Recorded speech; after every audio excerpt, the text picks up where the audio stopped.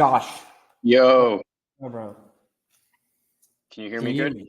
Yes, I can hear you perfect. Can you hear me? Yep.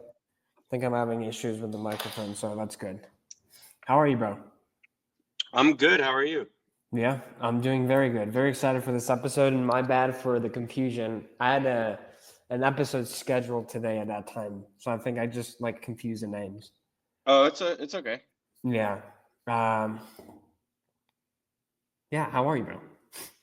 Good. Yeah. So, Yeah. I mean, let's get right into it. For folks who have no idea who you are, what you do, can you give us a little bit on that? Yeah, I mean, dude, I'm 38, so I've done like a lot of stuff. A lot of things have failed. And for the past 5 years, I've been doing a political podcast, pretty right wing. I've become radicalized. But about a year ago, I was starting to think of like, what am I going to do after this? Because I don't want to, I don't want to do a podcast for my whole life. I don't want to talk about politics forever. Yeah. I'm, I feel like I've said everything I had to say and I've taken it as far as I can go. The world of podcasting, it's oversaturated. And I'm not a hot chick, like if I were, then I would be famous. Yeah. Like there's this girl I know, Emily. We used to party in LA like 10 years ago. Mm-hmm. And she a few years ago just started talking about politics. And when I knew her, never political, pretty left wing, nothing. And then a few years ago she became MAGA, and she's a hot girl, and she's on Piers Morgan, she's on Fox News, she's on Okay. she has 500,000 followers. It's not fair. No, I'm kidding. But like the furthest I was trying to take it was like, oh, I want to be on InfoWars. I want to have a show on InfoWars. And I guest hosted on there a few years ago, and they really liked me. Yeah. And So.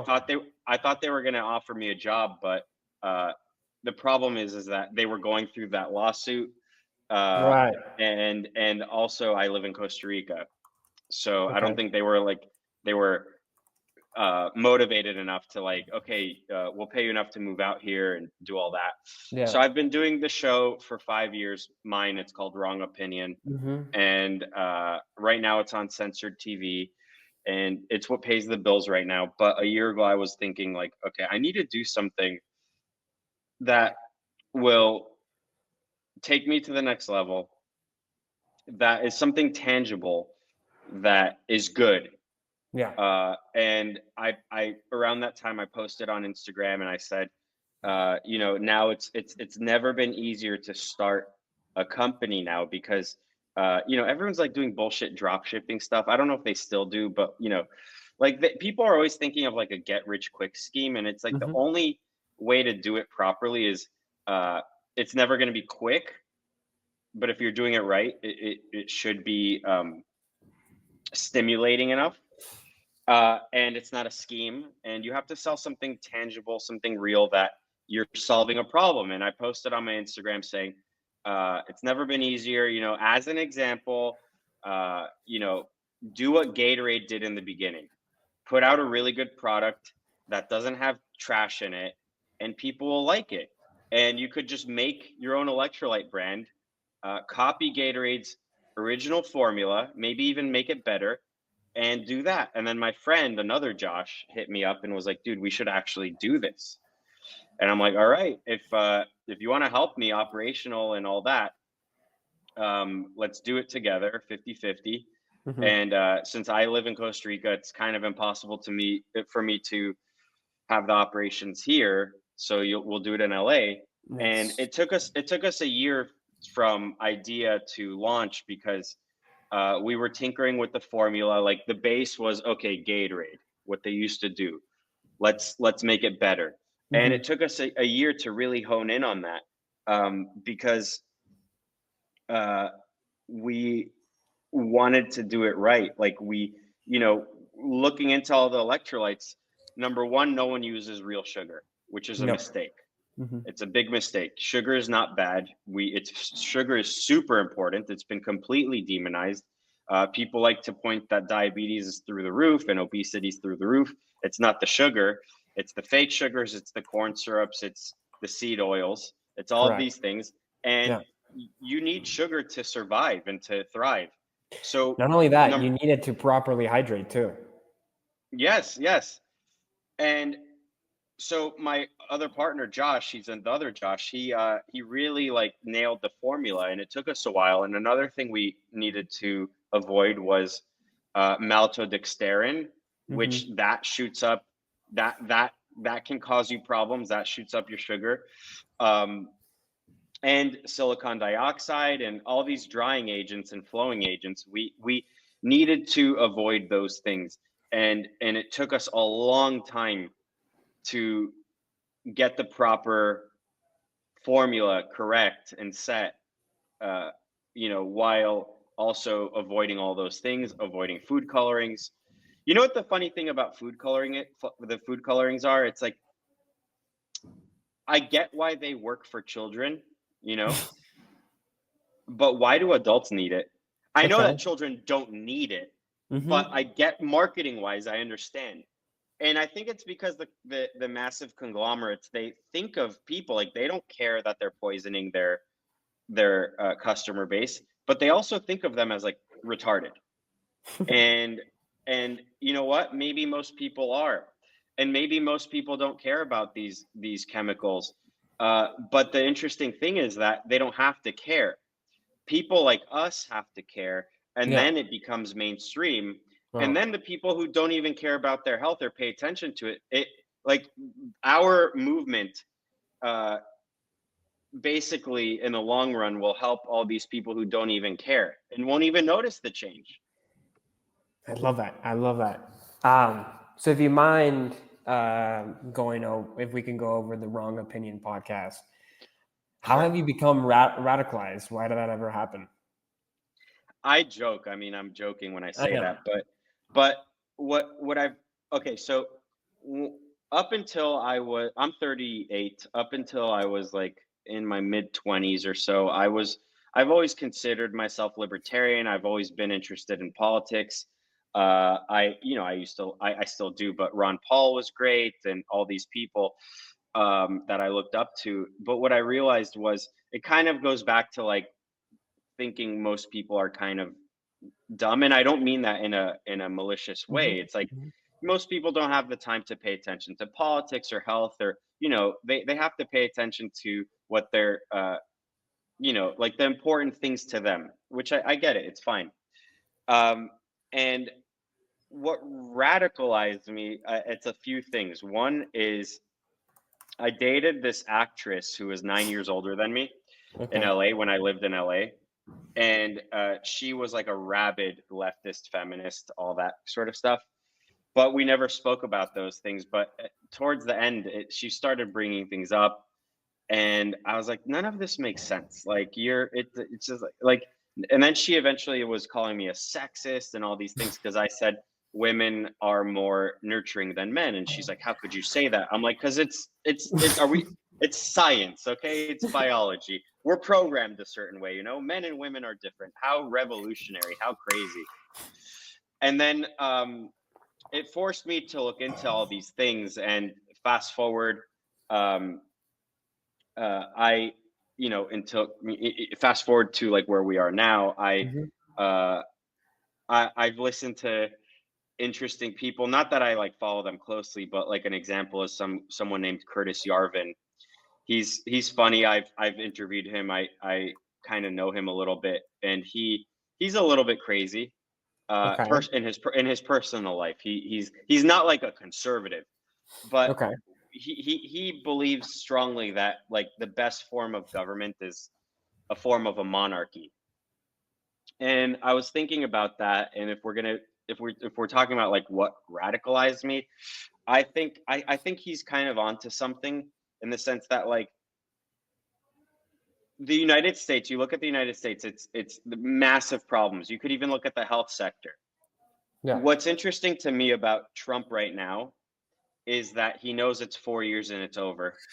And Mhm. he has to do everything he can in 4 years. Like day one, he's going to be doing a million things, or so he says. I mean, he And started even before he's in office, which is crazy too. yeah, yeah. And even like the world leaders around him are like, you're the president. There's no Joe Biden. You're the president. Yeah. And he's acting almost a little bit like a temporary monarch in the way he's speaking. Like, you know, we're going to fix the border. We're going to deport people. We're going to have RFK Jr. in there to fix the health. And a lot of things seem to, uh, the way to fix a lot of these things it seems like they'll have to do it through executive order and all of that. And that's like a king, an emperor, Okay. what have you. Okay. Oh, So I see what you practically, mean. yeah. So practically speaking, uh, if he does everything he says he's going to do and he's able to like fix a lot of things, that's cool. But whoever comes in after him is going to undo everything, I think. And Correct. Yeah. the interesting thing about like a monarchy, an emperor, a king, a fascist dictator, what have you, is that you could be good. You could be like a good one. You could be for the people, or you could be completely evil and crazy and a tyrant. But the thing is that the people know who's calling the shot. Right now, you don't know. It's not Joe Biden. It hasn't ever been Joe Biden. When people say he's the worst president ever, I'm like, he hasn't been president. He's the You worst don't know. puppet ever. Yeah, but not even, because he's doing everything that the managerial class wants him to do. He's Okay. doing everything that the global elite want him to do. So he's good for those people. Is he good for like the average person? Absolutely not. So if you had a good, benevolent emperor, king, uh, what have you, fascist dictator, you know who's in charge. Yeah. Like if someone is fucking up, you know whose house to go to and who to string up Yeah. and who to make an example out of. Right now, you don't know. A lot of conservatives are like, "Oh, George Soros," and it's like, okay, but there's like a million of them. We had that guy that killed the healthcare CEO last week, Hmm. thinking like he's gonna, send a signal or whatever. Like, what are you doing? You killed a family man. Like, what are you doing? He's an executive. You didn't do Yeah. shit. You couldn't wait a few months to see if RFK could solve the problems in the healthcare world. You couldn't wait a few months. You like complete retard. Threw away your whole life. Good looking guy, ripped, does all the right Hmm. things, and then all of a sudden he snaps and kills this guy, and people are like cheering him on. It's like, I think people deep down crave justice and all Mm. that, but that's not the way Okay. to do it. But so when I say radicalized, what I really mean is that if you take all humans throughout human history, 99.9% of them would be extreme conservatives Okay. when you compare them to like the average person now. Okay. You could even go back 50 years, take a Democrat. You take them from 1960, drop them into now a Democrat, and they would be considered more extreme, right wing, fascist, whatever Crazy. than me even. So that's what I mean. And you know what? Sport drink. I try to keep it apolitical. Hmm. Obviously, you look at the social media, like I don't post about politics on there. Why Hmm. would I? Hmm. But you take all of these like esoteric little brands popping up on Twitter and where people make it out of their garage, which is kind of where we're at right now. Um, they are all uh, conservative at heart. Hmm. Um, and what I mean by that is that if their mission statement is to make a product that is not poisoning you, that is necessary in your life, that it is only going to like enrich you, that's right wing. It's anti-globalist. It's America. It's like it's Hmm. pure America, if that makes Yeah, I sense. love that. Absolutely. What has been the biggest takeaway hosting your podcast? Uh, so I've always been behind a paywall, Hmm. And so I've never like had an opportunity to get into YouTube when it was like at its heyday. And I feel like if I started sooner and I did that, then it would have been probably growing a lot more. Um, so I never doing it. I never thought to myself like, oh, I'm gonna be big. I'm gonna be famous like with doing this. I don't even know how many people watch it because I'm on censored TV. They don't tell me how many people watch it. They pay me, Really? so I assume they like me, right? Okay. So the way I look at it is, um, it's a pressure valve for me. I look at the topics I talk about. Uh, for me, at least, it's like a release. Like, okay, I said what I had to say. I said it out loud. I have it on a hard drive. If I ever die and my kid wants to see what I've done, it's all there. Okay. Um, and it's kind of like, not to sound gay, therapeutic, Hmm. and it's interesting because when I do my show, I don't have notes. I have clips, I screenshot tweets, I put it all together. There's a format, but I don't know what I'm going to say. And I sometimes surprise myself, and That's amazing. I Yeah. like, I come up with like interesting takes to me. So really it's all kind of like therapeutic. When I was dating my wife, I'd always talk to her about politics. I'd always Hmm. talk to her about like current events. And it was a part of it was like a test. Like, I don't need her to be involved. I don't think women should be. Okay. It's war. It's war. It's not mentally. It's not good for them. Um, but ever since we got married and we're on the same, we have the same foundational beliefs. I don't talk to her about any of this stuff. We Okay. 99% of the time we'll talk about our kids. What did they eat? Did they poop? Stuff like that. So And sport we drink. don't. In sport, yeah, no, she helps me, and sport drink. So we don't talk about that stuff. I don't think it's important. All that's important regarding politics and your relationship is like, Hmm. that meme. It was a text message, but it became a meme, which is like, "Hey, babe, what's going on with in Russia?" And the guy writes back like, "Don't worry about it," and she wrote back, "Okay, yay." Like, that's it. That's it. Okay. Like like politics is important. Current events important because you as an individual, especially if you have a family, you need to be ready. You need to know what's happening. You need to be able to maneuver the landscape properly. Yeah. Uh, but other than that, it's out of your control. You shouldn't get too hung up on it. The most controversial thing you could do as a human being right now is build a strong family and a strong community. Leftists like to use the word community a lot when it's like the fat community, the gay community. Hmm. It's like those aren't communities. Those are like segments of like different kinds of people, but that's not a community. Uh, a community, like for instance, I live in Costa Rica right now. We've been here for 3 years, but I'm not gonna like raise my kids here. This is where we're at right now, just temporarily in a sense. And I only came down here because after I had my first kid, I want it to be near my parents, and so they could be with their first grandchild. And we live in the same building. They're 3 floors up.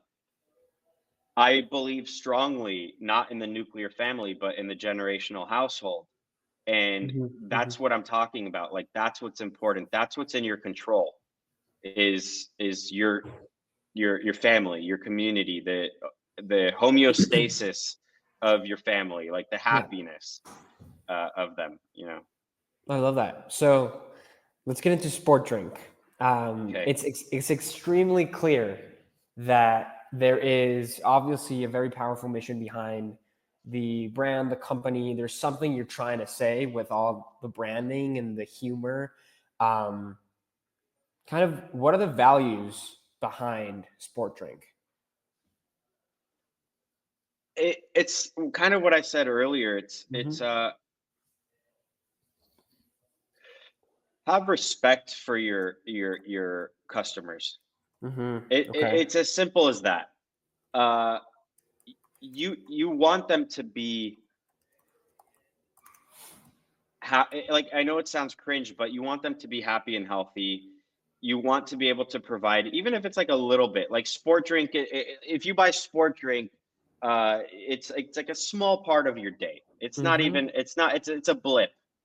But if we can make that like better, if we can make your lifestyle just even a little bit better, then we're doing our job, Mm-hmm. because other companies are doing their job as well. If you buy ours and you buy Van Man or you buy Greco gum or whoever, we're all like little cogs in in your machine, in your internal machine. We're all like part of just making your life a little bit better. Um, and and yeah, I mean, it's we're not saving the world. Um, but for instance, another thing that's like part of our mission statement is no plastic. We Yeah. don't like plastic. We launched in August with a glass jar. It Mm-hmm. became a little problematic for us. We had to pivot. We took 2 months off. We changed it to a tin can, super easy to recycle. Not that I believe most recycling's bullshit, but it's tin cans are not, like, you can recycle it. You could keep it forever, put some other stuff in it, Mm-hmm. and we don't have a plastic lining. Like it's not just the ingredients we use, it's the packaging. It's, again, we're not saving the world, but if we can do it, Gatorade can do it. If we could do it, Prime can do it. Mm-hmm. Why, like if we, with absolutely no resources whatsoever, if we could do it, all we're doing is we're proving that the big guys are lazy, malicious, and dumb. Mm. Yeah, I love that. No, exactly. It's also like a movement. You're creating an idea. Yeah, yeah. Again, like, uh, I have Greco gum here. Mm-hmm. This is also metal or tin or whatever. There's no plastic. I mean, they do shrink wrap it, which, maybe Yeah. they could figure out a different way Mm-hmm. to do that. But this is different than any gum you can get. In the ingredients, it's tree sap. That's all it is. Mm-hmm. It's extremely beneficial for you, and it does it. Like, nothing bad can come of this. Nothing bad can come of consuming sport drink. It's just going to make your life a little bit better. Mm-hmm. So I love that. if all Van Man uses little glass jars, or like paper, if Yeah. we could do it, there's no excuse. And by the way, I think what we're doing, what all these companies are doing, we we're the start of, like, we're like a little ripple that eventually become a wave. For I know sure. ripples don't do that. I know ripples don't do that. But um, I think that the bigger brands are gonna soon have to pivot towards this direction. They tried plastic for the past 30, 40 years. Mm-hmm. Coca-Cola used to be in glass.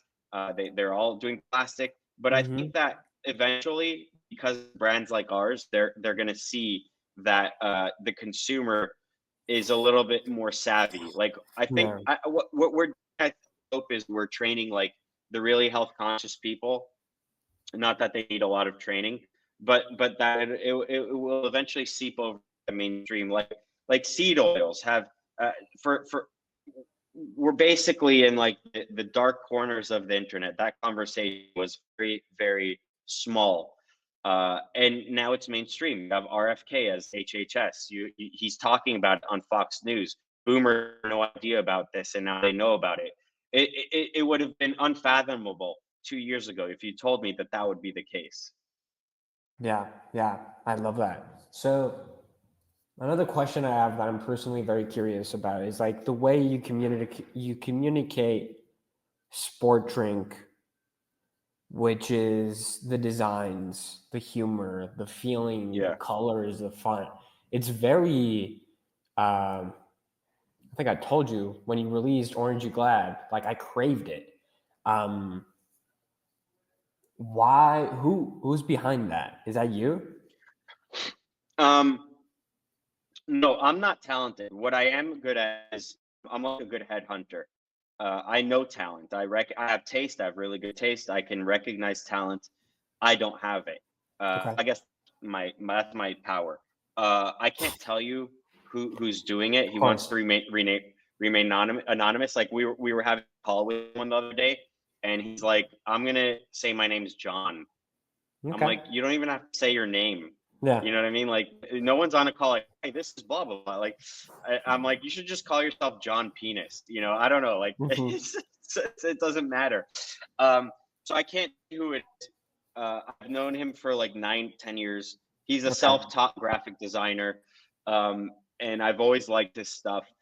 It's interesting because the tin can, it reminds me of like yesteryear. It reminds me of something that would have come out like 100 years ago, you know, when we used real materials.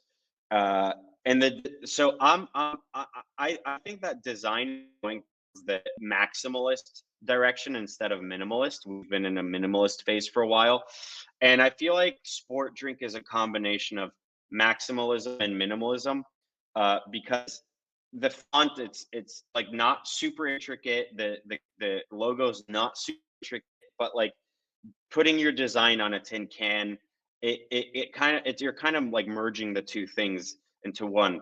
And I'm a big fan of that. It also has like hints of Art Deco, which was very popular in the 1920s in the United States, which I'm a big fan of Art Deco.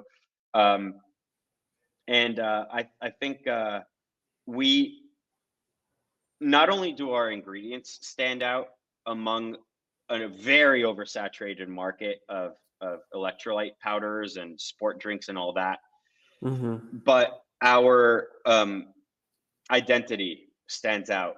Yes. Um, Everything out there they have similar names, they have similar fonts, they have similar logos. You can't pick one out if you like in a supermarket. If they're all on a shelf, your brain will look at it and be like, that's all the same thing. uh and what's interesting is we chose a name, we cut to the chase. We're just telling you what it is. Like LMNT. Oh, what is that? Oh, it's like we don't have to teach the audience. Like, it's sport drink, Yeah. and it might not be so appealing to like investors or smart people because you can't trademark it. You can't trademark sport drink. That's like if you wanted to trademark cola. You can't trademark cola. It's too generic. You're not allowed. But You can't in a even trademark the sense, logo? You can. no, cola, like Coca, like a cola drink, No. Okay, yeah. Cola. But I'm sure we can trademark the logo. I don't know. Yeah. We'll get around to it. Don't worry, we'll get around to it. But what's interesting is that in a sense we're protected because okay, we can't trademark it, but that means no one can. So you know Yeah. what? Yeah. We're sport drink. That's it. We're Yeah. sport drink. I love that so much. So there's something that I use a lot for what I'm doing, which is sugar-free hydration is a trend. It's all that it is. It doesn't work like that. Um, so can you talk to us a little bit about the formula of sport drink and why you're so proud of sugar? Okay, well, Josh K, he really is the one who came up with the formula. And he really tinkered with it and the science of it. Like, he can answer all those things. You know what the thing is with me is I don't like I don't need proof with things. Like, my wife hates this, where I'll be like, "Oh, you don't need sunscreen. You don't need it. You'll be fine. You need to like build up a tolerance." Like, I went surfing today, really strong sun, Costa Rica. I don't get sunburnt. I don't get Yeah. burnt because I already have a tolerance and I don't eat seed oils and all that. Um, but I don't know like the science to back up why I don't Sure. need. Like, I don't remember it. I read it, I look at it, and then I forget. Okay. Because I'm more feelings based. You know how like Ben Shapiro is like, facts don't care about your feelings. I'm like, that's stupid. Okay. Feel if you have a good gut, if you have good intuition, your feelings should supersede everything else. My wife was at the beach yesterday with our daughter, and she's like, I left. And I'm like, why'd you leave? Like, because she was only gone for 10 minutes. I'm like, why'd you leave? She's like, I saw shady guys, and I'm with my daughter, or I'm with our daughter. I had to leave. And I'm like, good. That's your intuition. Like, go with your gut. If you see guys who are being shady, like, leave. Don't stay there. So I'm kind of like that, where I get the gist of something, and then I'm like, that makes sense to me. Good, right? It works good. Sport drink for me works great. He knows the science. Josh knows the science, but sugar is something interesting to me Okay. because I have I used to stay away from it. I read labels. Sugar is bad. I've been told Hmm. it's bad my whole life. It's bad. And then before like I really recognized the Ray Pete phenomenon on like Twitter, where Hmm. there's like people talking about how you know this guy Ray Pete, he's a nutritionist, he's a scientist, he says sugar is good and all these things. I didn't find out about that until like a year ago, but a few years ago, I've always liked ice cream, and I started eating ice cream before I went to bed, and it's like a ritual. And I would tell my wife, I'm like, man, I'm sleeping really good. Yeah.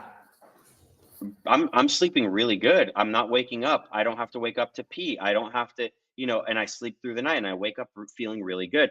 And I told her, like ice cream's good for you. And she's like, "What? That's stupid." I'm like, "No, ice cream's good for you." I said, I feel good.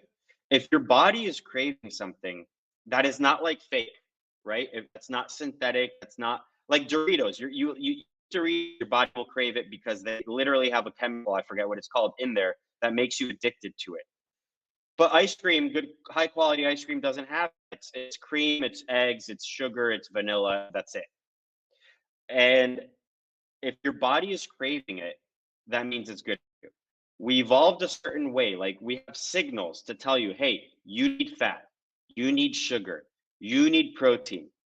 If body is telling you and it's signaling to you that you're feeling good because of this, and by the way, it's not like that initial dopamine of like, oh, this is tasty, I feel great. Like I'm talking about 8 hours later, you wake up, you slept really good.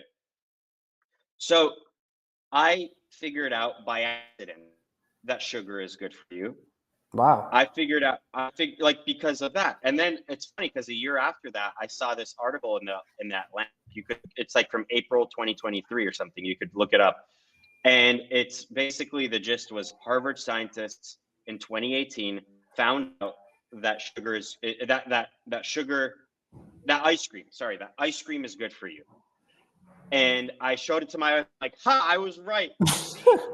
Yeah. And what they came the reason why it took from 2018 to 2023 to come out as fact to from these scientists, what it took so long because they said it just didn't feel right, but they did the study over and over and over, and they always came to the conclusion that no, high quality ice cream is good for you. Now why Hmm. is that? It's because you're not getting a spike. If you eat brown rice or white bread or whatever, you're going to have a spike larger, a glucose spike larger than ice cream. And the reason why ice cream is a slow release is because of the fat, Hmm. like fat is basically like the thing that carries it slowly through you. Your body digests it slowly. They basically said ice cream is pretty much identical. Like your body thinks of it as like yogurt, and we think yogurt is healthy, which it is. Like It good is. quality yogurt is healthy. It's the same thing. So I found out about that accidentally. I said when we're doing sport drink, I told Josh, I'm like, we need sugar. Sugar is not bad. We need sugar. Cane sugar, good sugar. I sound like Trump, the best sugar. Um, Yeah. and we need to tell people not to be afraid of it because like you're literally like, especially if you're training hard, you need sugar. And by the way, the interesting thing about sugar when you go to sleep, why it's important before you go to sleep is because another thing I looked into was your brain is more active when you're sleeping than when it's awake, Yes. and needs glucose to stay properly operational. Like it's Hmm. so it's super interesting. Everything that we've been taught is completely wrong, Hmm. and it's I'm probably eating more sugar now than I've ever have in my whole adult life, and I I I, I'm losing weight, and I don't want to lose weight. Yes. By the way, I'm trying to gain weight. Like I I've been fluctuating between like going surfing every day or going to the gym every day. And it's funny, like I notice when I weight lift, like I can keep my weight like here, Hmm. I can keep it at a certain place. But the moment I surf for a whole week and I still eat the way I eat, I lose weight. I just lose it. It's so Yeah. easy. I was telling someone the other day, I'm like, I don't understand how people can be fat. I don't understand it. It Yeah. doesn't it doesn't compute with me because I don't eat vegetables. Mhm. I eat fruit, I eat dairy, I eat meat, I eat eggs, I eat ice cream. You know, like I don't like uh, other than like banning seed oils from my diet. I'm pretty lenient, Mhm. and I eat whatever I want. I Okay. don't get fat. I don't understand. I can't put on weight. It's very hard. I love I'm at that. like if I'm at 80 kilos, that's plateau 80 kilos, which is like 179 pounds, you know, Mhm. that's where I plateau. The same thing has been happening to me. I've been safely eating sugar for like the last 2 months here in Mexico, even though it's winter. There's a lot of sun over here in Mexico. Yeah. A lot of sugar for breakfast and for lunch, and it's the leanest I've ever been, and it's easy to be that way. Sugar will not get you Complete fat. opposite. You know what's funny is we think of like advertisements as like they're lying to us, but in the 1960s, 70s, they would be like, you want to stay skinny, eat sugar. And Yeah. it's like, yeah, actually they were not lying. They were not lying No. back then. And we've been lied to when they replaced tallow for something healthier called vegetable oil. We were lied to when they replaced everything with uh, uh, corn syrup or stevia That's what's or making you fat. aspartame. Your body, the thing is your body knows what sugar is. It knows how to Yes. process it. You're not going to get diabetes from it. You're going to get diabetes from the shitty grains. You're going to get diabetes from the shitty seed oils, I love it. the Yes. chips. You can get diabetes from that. By the way, you can get diabetes with ice cream too. You just have to be careful, like what kind of quality ice cream you're getting. If you get high quality stuff, it's medicine. It's medicine. There we go. I've lost. Sorry. I think I can. Can you speak? Yeah. Okay. Yeah. You're back. Yeah. Perfect. Okay. My bad. Okay. Yeah. It's over here. It's okay. Um. So the mission, the goal, the heroic mission of Sport Drink. What do you want to? What's next? I think that we have to. So we have a really dedicated uh, following right now, and like we were out for 2 months, and we came back, and I was like unsure if our existing audience would even buy it again, or you know. And we when we came back, we had the best day we ever had, and Mm-hmm. that was not from ads. That was just from the email list we have and from Twitter, and that's it. Um, so we have to grow. We can't get ahead of ourselves. We have like ideas for all kinds of products, and eventually we'll have like our own drink, not the powder, Yeah. but that's like way into the future. Like we have to really hone in on what we have now and grow Mm-hmm. accordingly. Like that's kind of what I was saying before with the mentality of young people today with get rich quick stuff. Mm-hmm. It's like that's not how it happens. What would be get rich quick is like if Sport Drink in 5 years from now is worth $100 million, which that's very possible. But that's not quick. That's 5 years. But it's going to go like this when we Yeah. do everything right and when we enjoy and savor like every step we're Yeah. in. So we're Yes. not in a rush. We're not in a rush. We just have to really take our time with it. I love that. What has been the biggest takeaway building Sport Drink so far? Um, you'd be surprised what you could do with so little. Mm. Wow. We didn't raise money. Mm-hmm. All you need to do is someone on your team has to have access to like $10,000 from the bank, and that's it. That's it. Okay. So you have an That's good. idea, take the risk, and get a credit card from a bank, a Mm-hmm. business credit card. That's it. I love it. So like think about it. Like my wife was telling me because she used to be in branding. She's like, we used to charge clients minimum $100,000 to take them on, to do their whole branding, to do their website, to do everything. And you did all that with absolutely nothing.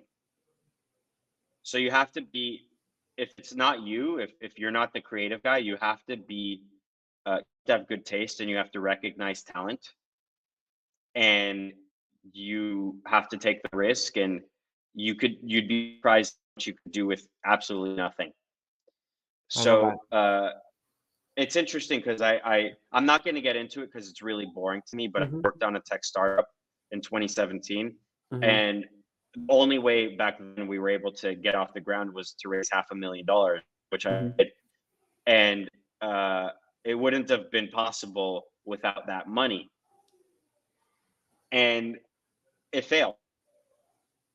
And what I realize now is, like, especially in like a CPG kind of product, um, you don't need a lot. You really don't. No. Yeah, I love that. It's great for advice for me. Um, I know you're a parent, a new parent. So besides sport drink, what what is just bringing something new to the world uh, feel like, especially today? So like a child, Yes, of course. Yeah. everything, like everything we've been told about health is wrong. Yes. Everything we've been told about parenthood is wrong. It's Okay. all wrong. Okay. You look at modern movies or commercials, or the way that they portray parents and parenthood. It's complete chaos. Your Mm-hmm. kids are literal chimpanzees. The Yeah. worst thing you could do. They're persuading people to not do it, Yeah. and it's wrong. I wish I had kids sooner. Okay. One of the things I heard that someone I like say once was that, the reason why you can, uh, the reason why when you're in your teens and 20s that you can drink all night and party and do drugs and whatever and then be fine the next day. The reason why you're like that isn't because God or biology wants you to be able to party all day, all night, and bounce back. It's because that's when you're supposed to be having kids, and you can, like it can be hectic, but it shouldn't phase you. Mm-hmm. So you need to have kids. You need to have a family. You need to have a wife. You need to do the things that will bring real meaning into your life. Like, you could be, I'm not like necessarily successful right now. I hope to be in the near future, but I'm talking about monetarily speaking. But I am successful at being a dad, I love that. husband, Yeah. um, and I think that as a man, you need to focus on both. And you look at all like the manosphere people, Mm-hmm. and Mm-hmm. they tell you, they give you the keys to be successful and make money and all that, and it's like, cool, good. That's half of you. The other Mm-hmm. half needs to be fulfilled as well, and you need to continue your legacy, whatever that is. You need Mm-hmm. to you need to be in touch with humanity. Another interesting thing about the manosphere is, like, everyone likes to optimize, ice baths, uh, Mm-hmm. infrared saunas. Yeah. Yeah. Mm-hmm. It's like it's vanity. It's vanity. Yeah, Okay. be healthy, but don't let it control you. You've made it into a new religion. And what Yes. I've noticed with all those people is, like, they're not married. They don't have kids. They're not fulfilled. They're missing like a massive key component. And that's why they do There's that. Yeah. Yeah, and then they can, have a legion of gullible suckers, I guess, who will give them money and, allow them buy their course or whatever. Mm-hmm. But they're they're all they're kind of charlatans. Mm-hmm. Okay.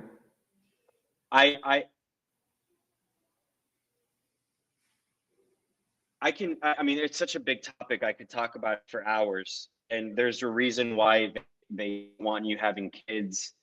There's a reason why especially if you're like, if you have potential, Mm-hmm. because you're dangerous. Mm-hmm. Mm-hmm. Um, if you have a family, you have more skin in the game. You care about your country. You care about your community. You care about uh, safety. You care about all these things that, like, before I had kids, I was living in Los Angeles. I would probably still be living there if I didn't have kids because I can handle myself. But there's no way I'm going to be living there with my kids. Mm-hmm. Um, and you kind of become unstoppable when you have kids. Like you care about life more. Mm-hmm. You have a connection to. I know a lot of people like to be atheists and all that, and when I say God, I don't mean like whatever subscribed religion you subscribe to. I mean, like, there is a God above everything, I think. And I think that you realize that more and more when you do have kids. Well, I don't I know I rambled, but that's fun. Yeah. it's indescribable. Like, if I were to go back and tell myself, like, you need to have kids and you need to have kids sooner, and then I would ask my future self, I'd be like, cool, why? And then I'll be like, you'll understand when you have them. Hmm. You can't describe how important it is. I love that. So you need to create babies. Yeah. Okay. Do you know what's interesting about finding a wife? What? When you're young, you think it's like, oh, the superficial things, we need to like the same music and movies and gay shit, right? Like gay stuff like that. Don't I was dating my wife, it was pretty casual, and I then started to think of her a little bit more seriously because I saw how she interacted with other people's kids, and I saw the potential. I was like, she will be a great mother. And not only that, but she's ride or die. Well. And yeah, and I know she's not after me for money or anything like that because I didn't have any when I met her. Like, Mm-hmm. I grew up wealthy in a wealthy household, but we lost it all. So I know she wasn't after me for anything like that. It didn't even occur to me to like sign a prenup. I forgot those existed, and I Okay. still wouldn't do it. But you need to find someone who, again, it kind of goes back to like your gut. You have to uh, trust your instincts and not do something because you think you have to. Yeah, I love that. And the superficial shit, like, that is stupid and it doesn't matter. You're not supposed to, when you're courting someone, you're going to be infatuated with them in the beginning, but Mm-hmm. you can't confuse that for love. And a lot of people do. And love goes, I should be embarrassed to say, but the first time I told my wife I loved her, and this might be like the autistic side in me, was when she told me she was pregnant. Oh wow. Wow. I waited up until then. Yeah. Josh, so what advice would you give for, I guess, folks my age with a desire to create, um, go against the grain? And I think an easier question would be like, what advice would you give to your 18-year-old self? Sorry, what, you cut off the last part? What'd you say? To make it easier, what advice would you give to your 18-year-old self? Um, I think when you're young, especially as a man in a very consumerist place like the United States or North America or whatever, you get caught up in like being cool or what's cool or consuming or all that or drugs or alcohol, all those things. Um, and those things might give you happiness, like initially, but happiness is fleeting. You need to feel fulfilled, and only substantial things can do that for you. And it's all gay. We need to bring that word back, by the way. It's gay. Like the Absolutely. clothing, yeah, clothing and the watches and whatever. Like nice things are nice, don't get me wrong. It's nice to have nice things. But when that's your whole personality, it's gay. It's actually homosexual. It's gay. Now, what I mean by that is um partially what I mean by that is when you're young. Okay, so I'm always reminded of this New York Times article. It was an opinion piece from like 2 years ago. Some millennial chick wrote how she feels uncool and how she can't keep up with Gen Z. And I was reading that, I'm like, you're retarded. Uh, Never in the history, ever since, what is it called? The Germanic? No, is it called I forget what it's called, but the fuck, what's it called? Prussian school system. Okay. Basically, which is the school system we have now, where you're this age, you're in this grade, you're this age, you're in this grade, and so on and so forth. That essentially created trends because you have like, think of the whole country's population like together, Hmm. the age groups together. So Hmm. those age groups create like cool. So Hmm. this millennial who's worried about Gen Z and what is considered cool and worried about that, like, you're dumb because it doesn't exist. You could take 6-year-olds and poll them and ask them what's cool, and they'll be like Ninja Turtles. You know what I mean? And it's like, Hmm. you're 6, you don't know shit. You're 18, you do not know shit. I didn't know what was cool. You know what's cool now? First of all, not trying to be a kid, not trying to like hold on to your past, and not trying to hold on to like whatever is considered cool among the young people now, because they don't have taste. They don't know. I didn't listen to Mozart when I was 18. I listened to like A track, or I don't know, like I'm trying to think of like uh Franz Ferdinand or whatever. I don't know what was cool. I'm old, but I didn't listen to Mozart. I didn't understand beauty. I didn't understand art. I didn't understand architecture. I didn't understand any of those things. But when if you care, again, this goes back to caring about like your surrounding, and if you revere like order rather than chaos, and if you recognize there's such a thing as objective beauty and it's not subjective, like it's like a new way of thinking, like, oh, beauty's in the eye of the beholder. Like, Yeah. no, it's not. There's literal objective beautiness out there. Then you're not going to be concerned with like what's cool or anything like that, because you know what's cool? The shit that's stood the test of time, that's Yeah. existed for hundreds of years. That's Yeah. what's cool.